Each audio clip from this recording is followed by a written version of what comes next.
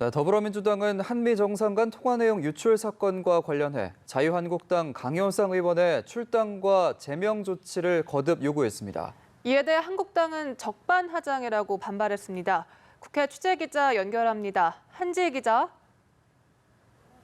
네, 민주당은 한국당 강효상 의원의 한미 정상 통화 내용 유출 사건을 국기 문란 사건으로 규정하며 연일 압박의 수위를 높이고 있습니다.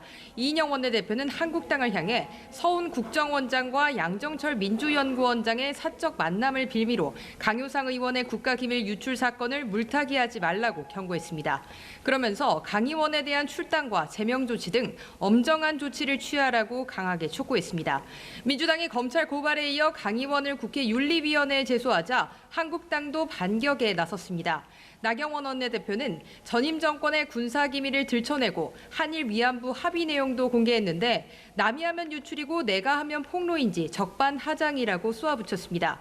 이어 국익 훼손이 아니라 체면이 훼손돼 야단 법석인 것 같다며 현 정부가 공무원 군기 잡기로 공포 분위기를 조성하고 정작 할 일은 하지 않는다고 목소리를 높였습니다.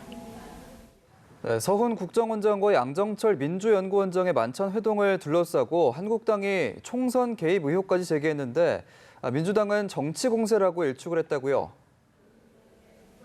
네, 그렇습니다. 민주당은 개인적인 만남이었을 뿐 야당이 제기한 총선 개입 의혹은 지나친 해석이라고 선을 그었습니다. 이인영 원내대표는 기자가 동석한 상황에서 선거와 관련된 이야기를 할 수 있었겠냐며 국회를 파탄내고 말로만 민생을 거론하는 건 전형적인 위선의 정치라고 한국당을 비판했습니다. 양정철 민주연구원장 역시 상식적으로 판단해달라고 말했습니다. 그러면서 기자가 있는 자리에서 총선 이야기가 오간다는 건 있을 수 없는 일이라며 동석한 언론인이 기사를 쓰지 않았겠냐고 반문했습니다. 한국당은 대대적인 총공세에 나섰습니다. 나경원 원내대표는 지하 선거 벙커 같은 곳에서 여론을 움직이고 선거를 기획하고 있는 것 같다며 내년 총선에서 북한 이슈로 여론을 덮는 북풍 정치가 반복되지 않을지 의심스럽다고 말했습니다.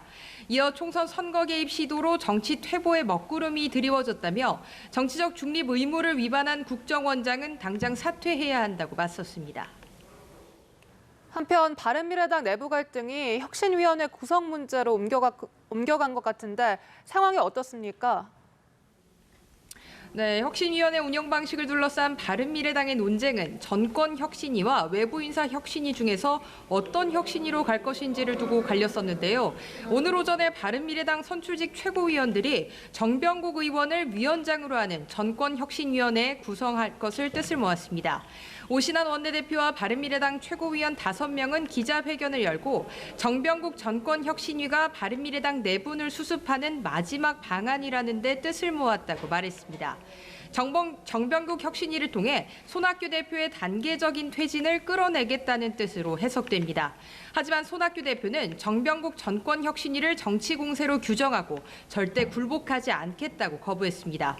그러면서 혁신위원장은 공정성과 독립성, 중립성을 보장할 수 있는 분으로 찾고 있다며 혁신위원회가 대표의 거취 문제를 논의하는 것은 반대한다고 강조했습니다.